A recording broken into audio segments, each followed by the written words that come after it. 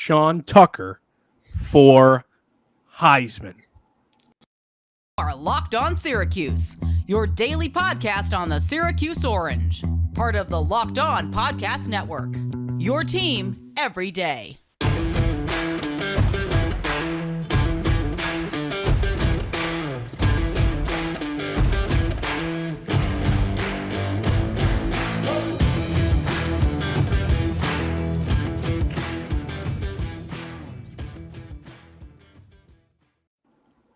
Matt Bonaparte, Brad Klein with you on Locked On Syracuse. Thank you for making Locked On Syracuse your first listen every day. We are free and available wherever you get your podcasts. You know who's free and available wherever he gets his podcast? Sean Tucker running down the sideline, Brad. He's free. He's available because there's nobody in sight. Sean Tucker is the man. We hope Sean Tucker for Heisman. It's true. We'll get a little bit more into Sean Tucker for Heisman. Before we do that, I'm going to milk the ACC kickoff a little bit longer as far as I can, really. I was there. If you don't know that, I was there. That's all. He's just bragging. I talked to Dino. I talked to Bergeron. I talked to Schrader. I talked to Michael Jones. I spoke to all of them, and we did an episode on that. So if you haven't already seen it, go back, watch that. I showed you the answers that I got from them. And some of the stuff they talked about going into the season to hype you guys up. Now, the other aspect of going to the ACC kickoff that is so exciting is that you get a vote in the preseason ACC All-ACC poll. Which makes Bones way more legit than me. Right now, I'm just a guy in his house talking about Syracuse with an overgrown beard, if you can even call it that, and a Syracuse hat because I'm having a bad hair day. By the way, every day is a bad hair day after a month and a half of when I would typically get a haircut, but whatever. Bones is out here with the perfect hair, with the nice setup in the back, and votes. I've got nothing. Yeah, I voted. Vote, people. I voted. So we're going to show you my votes, show you through the whole ACC. I already had to vote because it was due on Sunday, so, there's that. Here's my ballot. The first thing you're going to mention right now is that they spelled my name wrong. They hit me with two P's right here. Absolutely lethal. Matt Bonaparte. That is not my name, but hey, it is what it is. What can I do? You know what? They made it up to you right there. They made it up to you with that perfect photo. It's true. Unbelievable. It's your profile picture now too. It is. It's my Twitter profile. How could I not make it my profile picture? Matt Bonaparte has a new and improved profile picture. Maybe that's my alter ego, yeah. It came as a That's fine, though. That's fine. My first thing to say about this list, this list is a gripe, okay? So if you got your hopes up, it's a gripe. Garrett Schrader was not even included in the quarterback. Oh, my goodness. In the quarterback category. You are not even allowed to vote for Garrett Schrader, which I think is heinous. I think is disrespectful and quite honestly, I think it's absurd. So I went with Sam Hartman to Wake Forest. We saw him in the Dome last year. We should have won that game. Syracuse football should have won that game. It was bad. They went to overtime, toasted us. But Sam's good. He's got a great beard. I was thinking with the other guys I was there with, I was thinking, who is the coolest looking quarterback with and without pads on? With pads on, we decided it's DJ Uiagalelei. Okay. Without pads on, we decided it was Sam Hartman or Sam Hartman, or you could go for Malik Cunningham too. I mean, his suit was incredible. That guy looked awesome. Devin Leary was a close second with pads on, by the way. He looks great with pads on.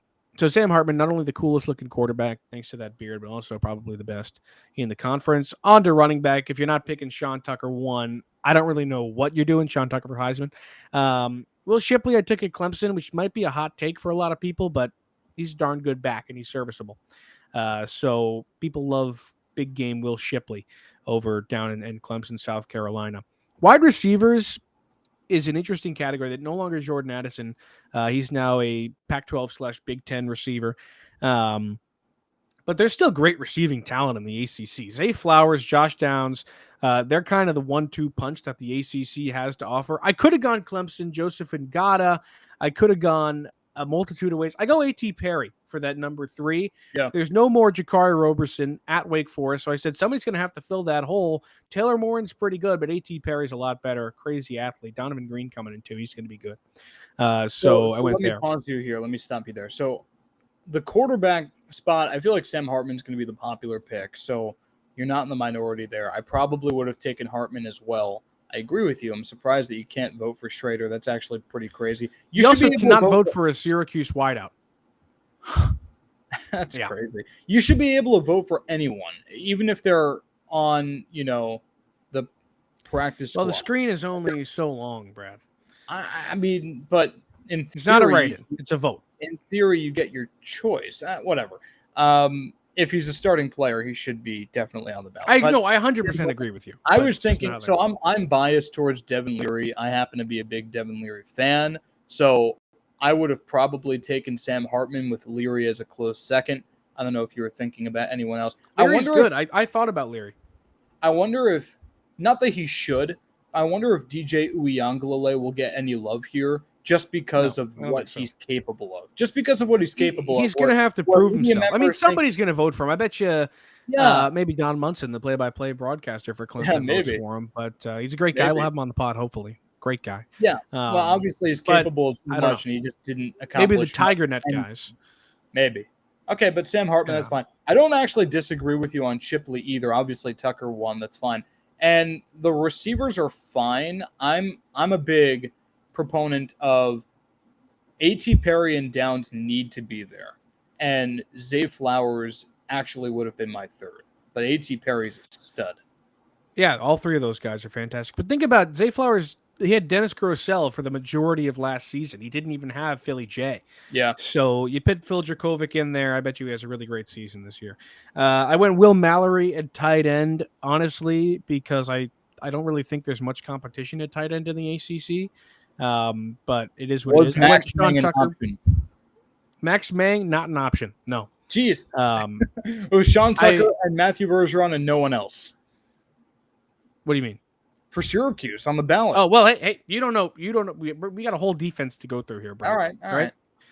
I go Sean Tucker at all-purpose back because he can receive as well. Also, Sean Tucker for Heisman. Got to give our boy votes. I go Matthew Bergeron at the offensive line as well as Carter Warren, 2 really good tackles in the ACC. Brad, everyone knows, noted Bergeron hater. Just kidding. But alongside Carter Warren, who is also hilarious. I love that guy. I think both those guys are going to have really great seasons. At guard, I won't lie. I don't know anything about offensive guards. I took these 2 guys. I don't know who they are. Loic and Gassam Naya.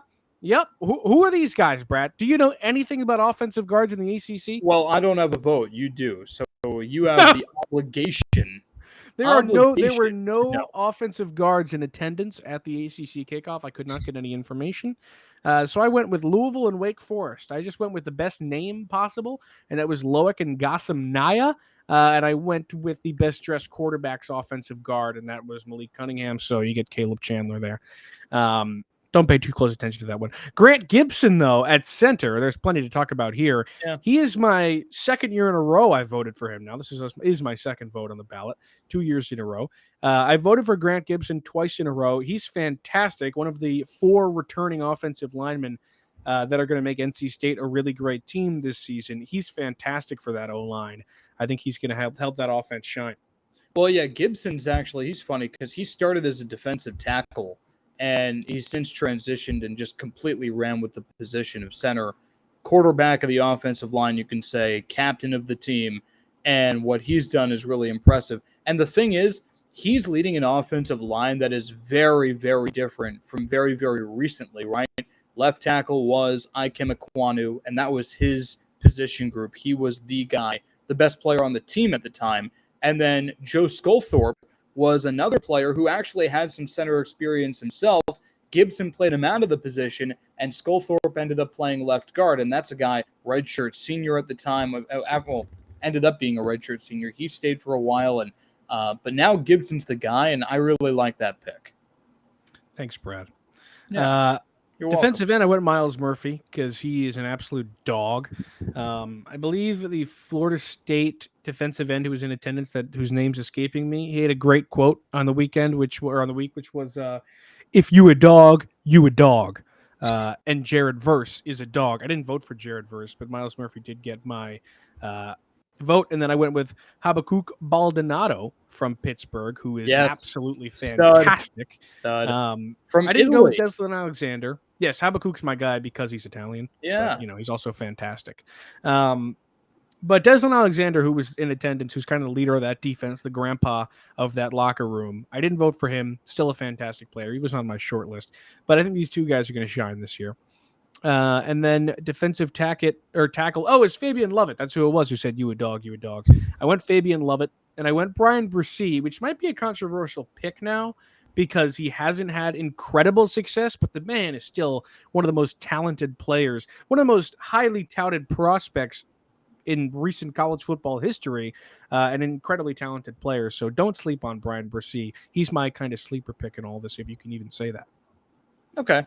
Yeah, that's fine. I'm not going to argue with you there. Thanks, man. Appreciate that. Linebacker, this is where things get really exciting. I love Servassier Dennis. Yes. He's one of my favorite players in the ACC. Probably is my favorite player outside of Syracuse.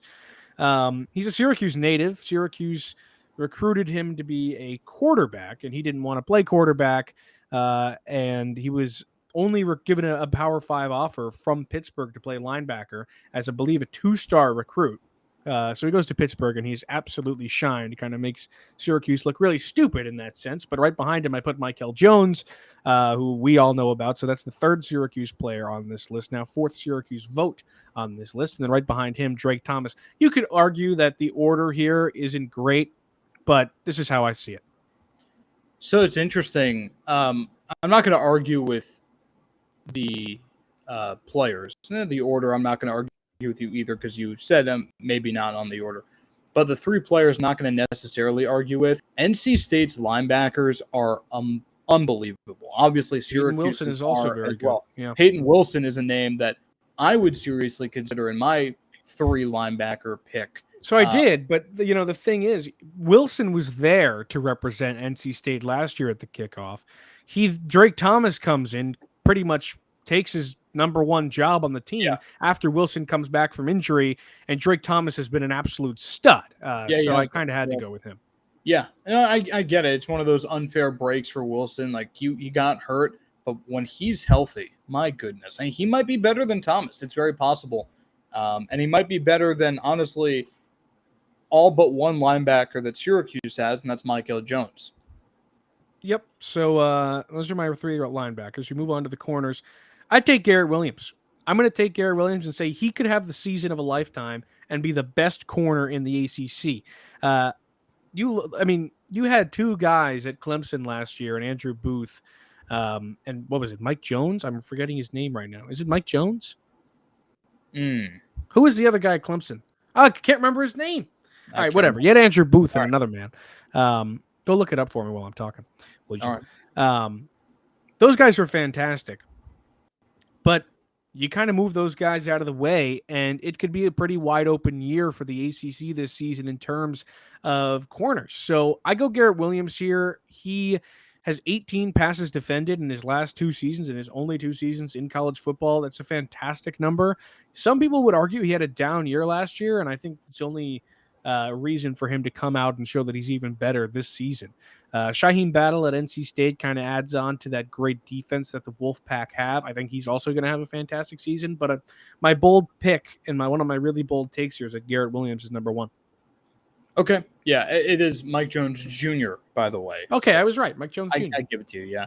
Shaheem Battle Island. I like it too. So, Garrett Williams, I think, is a better pick. I think a lot of people outside of Syracuse would agree with you more than people within the program, because I think the Syracuse fans have seen what Deuce Chestnut is, and they might be, we talked about this, they might be second guessing just how good Garrett Williams is, because maybe Deuce is our cornerback 1. But then again, all the teams outside of Syracuse in the ACC, like Clemson, still having nightmares about what Garrett Williams did in South Carolina. So I don't think anyone outside of Syracuse is doubting Garrett Williams, and that's why this is a good pick. Going to safety now. I'd take Jabari Connor from Virginia Tech and Jamie Robinson from Florida State. Connor is a leader of that Virginia Tech team, and a team that is really coming back from a terrible season in which they fire their head coach. They're under a new coach, Brent Pry, and they're looking to kind of turn everything around. So I think Jabari is going to be kind of like the super seniors were for Syracuse in a way last year, where he's one of the leaders from the old regime, and I think he's going to go out and have a really good season with potentially an NFL pick on the line. Yeah, sure. I'm not going to disagree with you on those. I mean, I think that Robinson is really strong. He's just a really fun player to watch. So, I mean, I was there for the game Syracuse, Florida State. I might just take Robinson emotionally if I were voting. Place kicker, I go BT Potter. I wanted to pick Schmidt. Last year I picked Schmidt, and he burned me, and there's no chance I was taking him this time around. Andre Schmidt has had one of the biggest just falls from grace in college football kicking history. He's a freshman Lou Groza Award winner to a guy last year who looked like he had the yips, all right? You're going to have to prove it to me, all right, Andre? And I go BT Potter here because, he's the man. He's got pretty good hair, and he kicks on a really good team, so I went BT. All right, punter, very exciting pick. How could you not go Lou Hedley from Miami? I mean, this guy's tatted up. He is an animal. I mean, he is strong. He's a built dude, and he just punts football for a living. So I go Lou Hedley here from Miami. Very exciting. Number 94. You got to love him. And now it is on. Okay, no, sorry, I almost forgot about Taylor Morin at specials. I almost went Trevor Pena because I wanted to get another Syracuse player on the list, but I did not. I went Taylor Morin because I think he's going to have a really good season. I like Taylor Morin a lot. I think Wake Forest does a really good job of utilizing really athletic receivers, and him, Donovan Green, and A.T. Perry are all fantastic. So I think he's going to do a really good job returning kicks this year. So I go Taylor Morin there. But now we go preseason player of the year. It's Sean Tucker, baby. Give him the Heisman right now. For Heisman, yeah. Sean Tucker for Heisman. You got to give it to the boy. He's the man. You got to love him. All right. Next up, we have the Atlantic Division. So now the players are all done for. Now it is who's going to win each division and who's going to win the whole darn thing. The Atlantic Division I have as follows. The winner, NC State. I like Wake your Forest runner-up. So slow, and you're trying to reveal it. I think it's adorable. Yeah, I'm doing my best here. Clemson third, which might come as a shock. Okay. Louisville 4, Syracuse 5. Okay. Then Boston College, then Florida State. That's how I see it. I think NC State, they bring back 4 offensive linemen. They're a really darn good team with a really, really great quarterback coming back. They don't have Bam Knight coming back in the backfield, which is going to hurt them. But a great defense, a great offensive line, and a really strong quarterback on top of Dave Dorn, a really good coach, I think is going to help out. The thing is, though, I don't think Wake Forest is going to be far behind. They pretty much have all the things I just talked about, including a great receiving core. So Dave Clawson's Demon Deacons, I think, are going to really give NC State a run for their money, and you can never forget about Dabo. And then you also have Malik Cunningham. And then there's a huge drop-off where it goes Syracuse, Boston College, and Florida State. Boston College could definitely prove me wrong. I think that's one of the bolder takes in my Atlantic Division because Phil Jurkovec is on a mission, and I love Jeff Hafley, but I think I'm going to take Syracuse at 5 here. Okay, so first of all, I think NC State's going to win the entire ACC, not just the Atlantic Division. So I'm happy to see them here. I understand your apprehension without Bam Knight. What is that running back room? And I think it's a lot better than people are giving it credit for. Jordan Houston's going to get more carries, and he is probably the best kept secret in the ACC. I'll just go out and say it. He was pretty good in late action a couple of years ago against Syracuse. We've seen what he can do a little bit. Boston College last year, he led the team in yards, and all of his yards came in the fourth quarter. He's a guy who can pick up yardage in bulk. And with more carries, then I think Devin Leary is going to have plenty of weapons around him. So I think it's NC State, Wake Forest, Clemson, like you have, and then everyone else. And you can have Syracuse last. You can have them fourth. I don't care. You can flip-flop that however you want, but it's that top three and everyone else. Yeah, I mean, I put Syracuse here. I if you wanted record out of me, I think it's anywhere between 3 and 5 wins. I mean, if they got 6, I wouldn't be stunned, but they'd have to pull a couple upsets. So I think 4 or 5 wins is where you're at, which is another disappointing season. But we don't sugarcoat it here on Locked On Syracuse. On to the Coastal. I've got North Carolina. Enjoy these divisions while they're around too. By the way, it's true. It's very true. I've got UNC 1 here, Mac Brown. I've got Virginia 2, Pittsburgh 3, Miami 4, Virginia Tech 5, Georgia Tech 6, Duke 7. I think the Atlantic is way stronger than the Coastal. I want to go out and say that right now. Yeah, it is. Pitt's a team that could prove me wrong here, but we'll see how Keaton Slovis plays. I think North Carolina is going to be really darn good. Mac Brown, he said at the kickoff that last year everybody was overrating us. Now everybody's underrating us, and we want to show everybody what we're about. So I think he's going to go out there, and the whole team's going to go out there with a mission, and that's going to be win the Coastal Division and win the ACC. So I think it's a little bit of a North Carolina Bowl, UNC versus NC State. That'll get the Tar Heel fans pretty pumped up. I think I lean Virginia in the Coastal, mostly because the quarterback position is not a huge question mark like it is for Pittsburgh, like it is for North Carolina. So I take Virginia just because of Armstrong and what he brings, the consistency and the reliability. Now, the reason I didn't go there is because he lost 2 coaches to Syracuse this offseason, 2 guys that kind of made him who he was at Virginia and who pretty much instructed him on everything he knew about college offense. So he loses those 2 guys. They come to Syracuse, Robert and I and Beck. And now he's going to kind of figure it out again. I don't know how that's going to go. I think he's still going to play really well, as you see, but I don't know if it's going to be enough to win the whole thing. But speaking of winning the whole thing, my winner is NC State. Just like Brad said, he almost spoiled it. NC State, my winner. Glad we agree on that. I do think that they're a really good team, and I got them winning the whole thing. All right.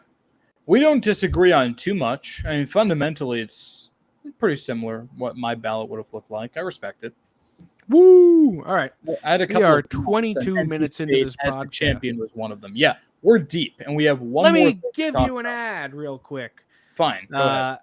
Brad, if you haven't tried Built Bar Puffs yet, you are depriving yourself of one of life's greatest joys. And guess what? What? Look at me. Look at me. Am I the kind of guy who would not go out of my way to try the puffs? I know you've tried the puffs. You've actually told me about them before. That was foolish. To the audience, if you haven't tried the puffs yet, guess what? There's a new flavor. Ready? Delicious. Indulgent cookie dough. That's right. It's covered in chocolate. That's right. Built has done it again. Let me introduce you to your new favorite cookie dough chunk puffs. They have a light and chewy texture, real cookie dough chunks, and of course, you're covered in 100% real chocolate. All of the joys of eating cookie dough without the hassle of making it. Plus, it's healthy for you. Cookie dough chunk puffs are only 160 calories, and they have a whopping 15 grams of protein in them. Run to Built.com. Run to snag a box for you and the family. It will be the perfect treat. If you don't have a family, buy enough for a family and eat it all yourself. Or you can find a really good hiding place and just hoard them for yourself. Like all Built bars, the new cookie dough chunk puff is covered in 100% real chocolate. That means they're healthy. They're tasty, chocolate-covered cookie dough with a light, fluffy texture. So good. What's great about Built is that all of their bars are made with collagen protein, which your body absorbs more efficiently and provides tons of health benefits. Eat something that tastes good and is good for you. You're going to love the new cookie dough chunk puff, whether you need a snack for your workout, a late night treat, or just need to grab a quick bite. Built is the perfect protein bar, and they taste better than a candy bar. Ditch the calories, fat, and sugar. Go get a Built bar. Go to Built.com, use promo code LOCKED15, get 15% off your order. That is promo code LOCKED15. All right, Bones. So, yeah, we spent a good amount of time talking about your ballot. I'm happy to say that it was a legitimate ballot. I don't disagree with too much of it. And fundamentally, we agreed on the big stuff. NC State being the champion was one of them. Sean Tucker being the GOAT is the other. And let's talk about Tucker right now because he's the GOAT of the ACC. We understand that. But how does he rank and where does he stand nationally? Now, you started this episode talking about Tucker for Heisman. In fact, that was the only thing you said off the top. Respect it. And what else I respect is that Cuse.com, Syracuse Athletics, putting out a campaign, #pleased34 snuck into the spelling of pleased. And you can go check it out on Twitter. And it's basically Syracuse Athletics pushing for Sean Tucker to win the Heisman. And to me, it's very optimistic, but it's also very smart. You have to capitalize on the player that you have. And let's face it, the best player, maybe the only player you have outside of Matthew Bergeron, Michael Jones, a couple of others, but it's Sean Tucker's team. So where do you stand, and what was your reaction to the social media campaign? Well, my response was, that's pretty cool. It's cool. I think it's cool that Syracuse even has a player to root for like this. It is definitely optimistic, especially because there are people out there, like notably PFF, who have gone and said that Sean Tucker isn't even a top 10 returning back in the country, which is blasphemous. But people say it. There's a lot of really good talent in the country this season, like there is every season. And he's going to have to beat out some big names if he wants a chance at that Heisman. But, this is probably the most plausible it's been since Donovan McNabb? Like, when was the last time Heisman was probable or plausible in Syracuse? I don't know. I mean, freshman year Brad would scream at you and say that Eric Dungy had a chance. No shot, freshman year Brad. I never said chance. Well, so I did. That was the Brad Klein that was riding his bike to every single class. I was riding my bike. It was great cardio. I bought an Eric Dungy for Heisman shirt. That's absurd. On University Place, not because I actually thought he was going to win the Heisman, because I thought it was a hilarious shirt. It was basically a white tee, and it had the entire Syracuse schedule on it. I still have it somewhere, but I can't wear it in public. And it says a bad word on the top, and it's just a list of the teams that they play. Comprende? You got it? And then on the back, it says Dungy for Heisman. I thought, that's a great shirt. How much? And they were like, $10. I was like, $5. And I haggled them down, and I got the $5 shirt. And I was very proud of myself. So, yeah, it was pretty cool. So, but what you were saying about actual possibility of Sean Tucker winning the Heisman, I think it's possible. I think PFF is underrating him for sure. And to answer your actual question, no, it hasn't been likely or plausible in a very long time. So Syracuse should try to parlay this into something else. And just to touch up on it briefly, it's the type of thing that you would hope helps for recruiting. And Syracuse just landed the 44th ranked running back nationally, Ike Davis. Fourth, or rather, Ike Davis? Did I say Ike Davis? That's you hilarious. said Ike the first baseman for the Mets? That's very funny. I said Ike Davis. Ike Daniels. I'm sorry. You could see how I got there, though, right? You could see how I got there. Okay. Big Ike Davis fan. Huge. So Ike Daniels, and good. It seems like he could be a good piece, and the grades on him seem pretty good for a 3-star, but Syracuse still hasn't taken that leap, even in the running back category, and so this might help. Yeah, maybe. I mean, there's really no reason that Dino and the rest of the coaching staff can't go into those meetings with the recruits and be like, we have one of the best running backs in the country, and he was a 3-star, and nobody knew his name before he came here. Why can't that be you, Ike Davis? Why can't that be you, Ike Davis, Lucas Duda? So that's what they need to be doing. And maybe they will, but only time will tell. But that is all the time that Brad and I have today. So thank you for making Locked On Syracuse your first listen. Go get more on the ACC. Make Locked On ACC your second listen every day. Host Candace Cooper and the local experts of Locked On take you across the ACC in half an hour. Make Locked On ACC your second listen. That is Locked On ACC. And Brad and I will see you tomorrow. Peace.